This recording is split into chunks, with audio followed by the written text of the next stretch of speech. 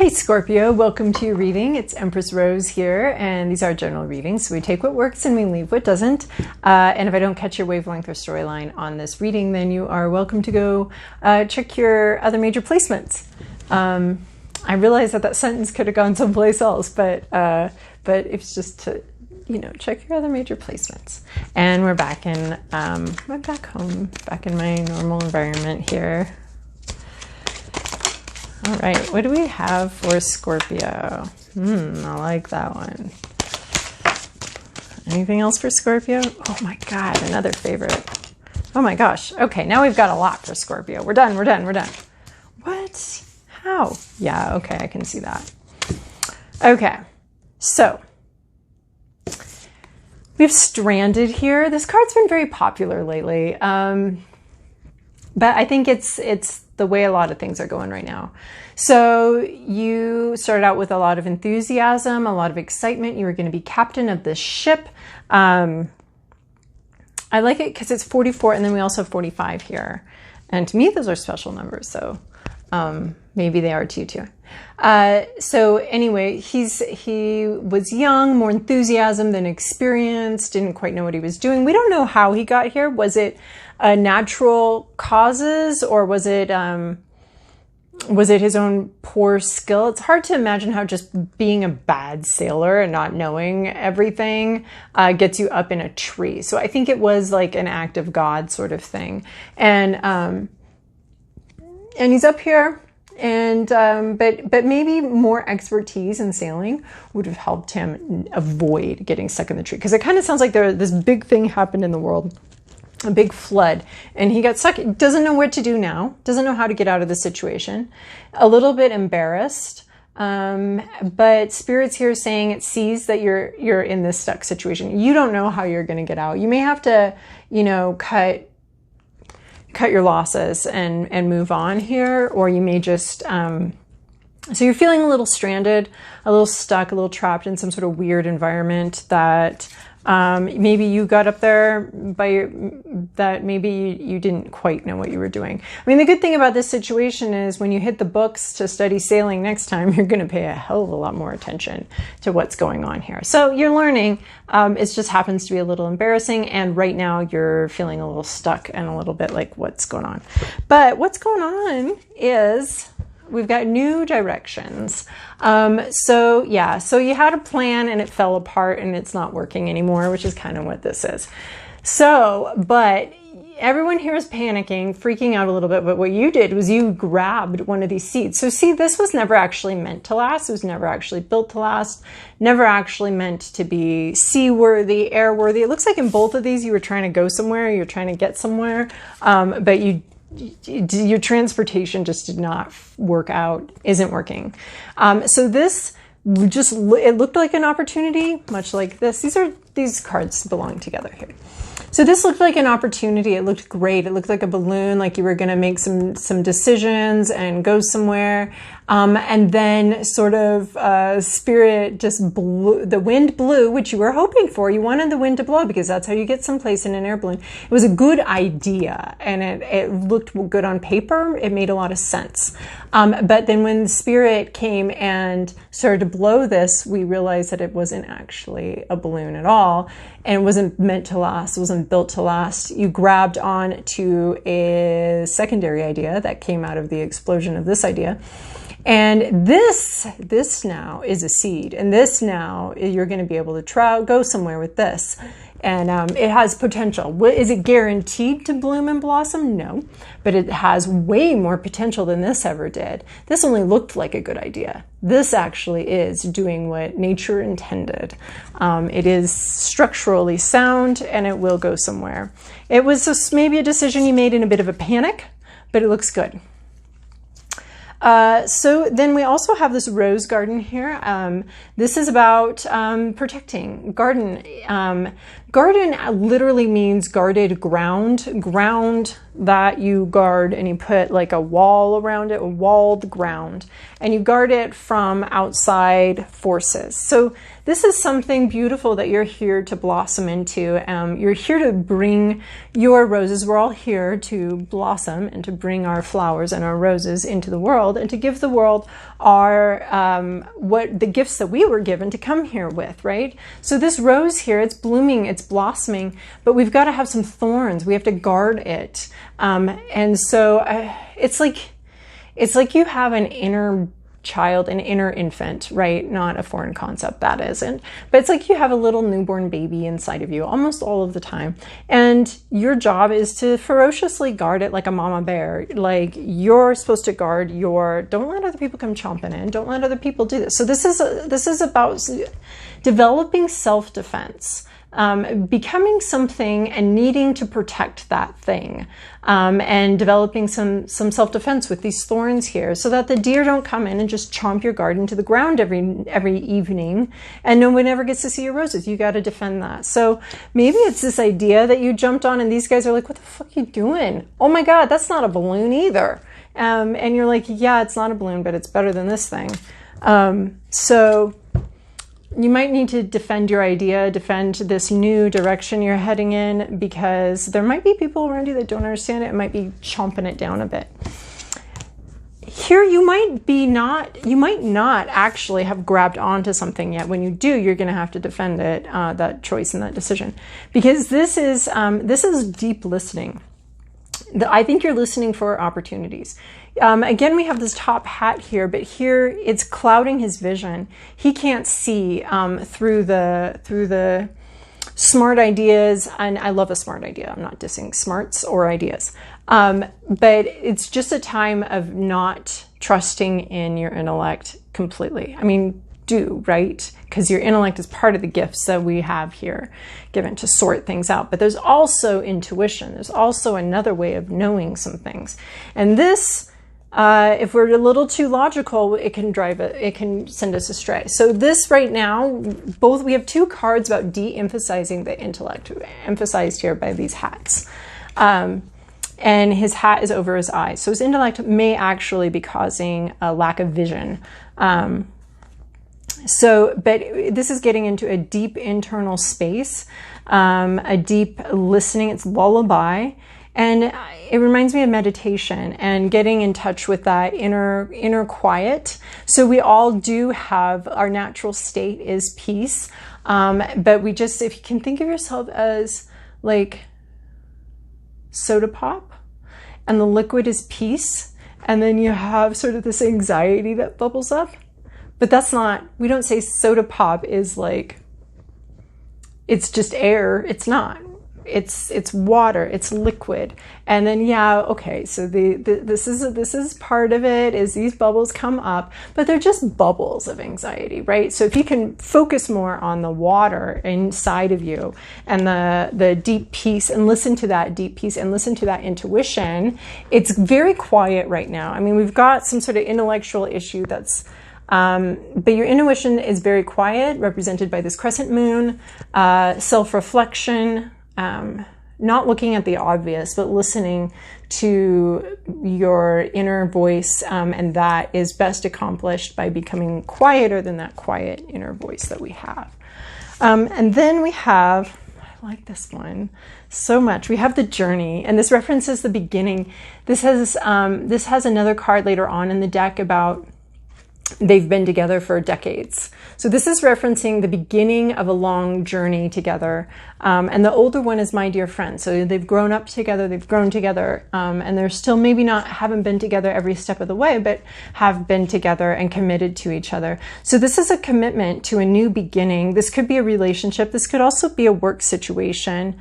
I kind of get that vibe. I always get that vibe with this. This could be a relationship too that looks smart on the surface, but isn't. And if you have another option, then there might be an option that's a little more intuitive. Something to consider there. So this is the beginning of a sort of a committed journey together. You may not be together every step of the way, but it's about meeting somebody or something in your life that's going to be in your life for a long time. And you're going to care for each other and be with each other. And there's sort of a tying the knot feeling right here of just like this commitment going on here. So we're talking about maybe some plans haven't worked out. You've had to go to plan B, possibly even plan M or Q. You are needing to defend these decisions. The best way to make this leap of faith that you have to do in this new direction, because what's going on right now isn't actually working. So you've got to leap into a new direction. You're being forced to leap into a new direction. And you're going to want to get really in touch with your intuition, and whatever new direction you're going in, you're going to be on this path for a while. It's not a fly-by-night thing. It's not a new experiment. It might feel like it, but it's like actually part of your life and part of these roses that are going to be blooming. Part of the blossoms that you've come here to unfold as. Does that make sense? I think it makes sense. Okay, Scorpio. Here's your past, your present, your inner landscape. What's at issue? Your environment, your to-do list, and your possible outcome. In your recent past, you've had a situation that has required a great amount of inner strength and patience.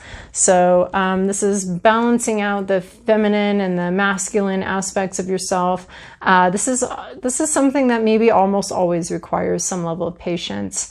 And your inner strength has really been tested. And you've really grown, though. You've become strong. You've lifted that. You've worked that muscle, that inner strength, that patience, that determination and commitment. You've really worked that muscle very hard in the recent past, and so you are very strong now. In your present situation, this can be you, this could be somebody else around you. We have the King of Swords. Here we have our intellect. This is our strong intellect that we've seen here in a couple different cards. Our very strong intellect, fair, balanced, sees both sides of the story, and very smart, very sharp, quick-witted, clear thinker, and clear communicator. So King of Swords here. In your present situation, in your inner landscape, you're thinking about putting in a lot of work. You're thinking about work. I mean, I was getting that vibe here, but this could be working on a relationship too. But the pentacles tend to be more associated with like actual work. And it could actually be work with your hands.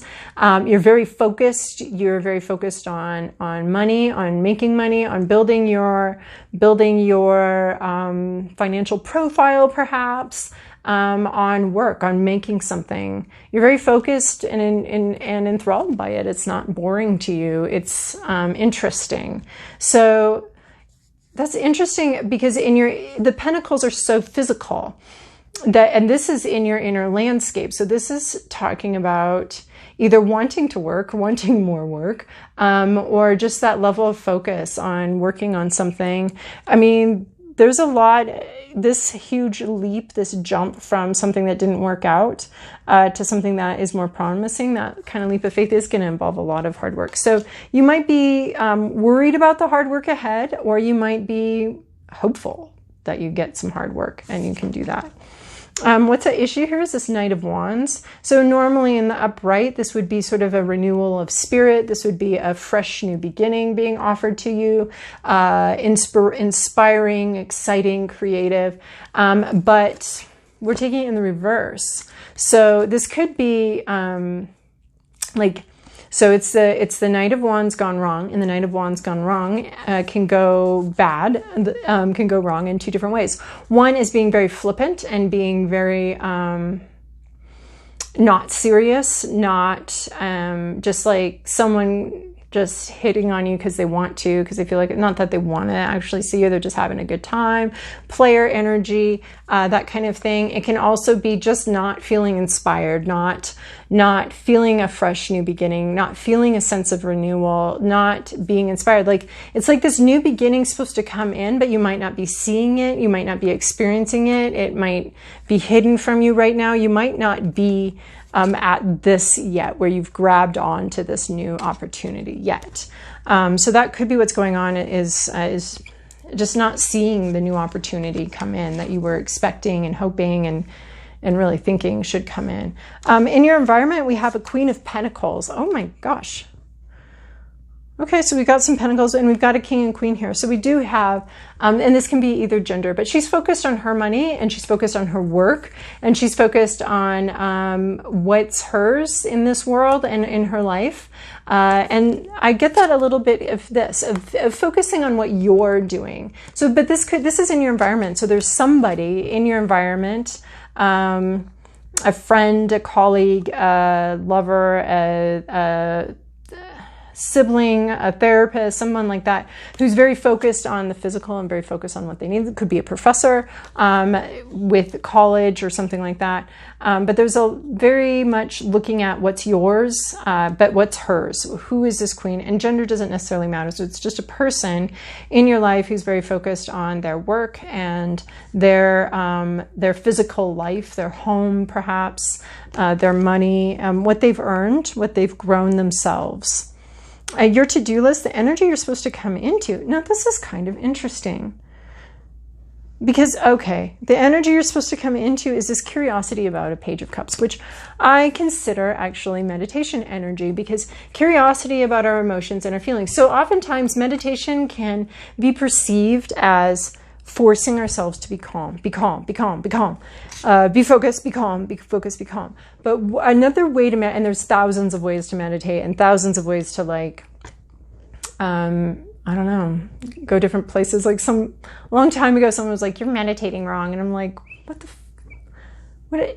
there's like a million ways to meditate. How can you go in and say someone's doing it wrong? I'm not doing it your way. I'm doing it a different way. Like, geez.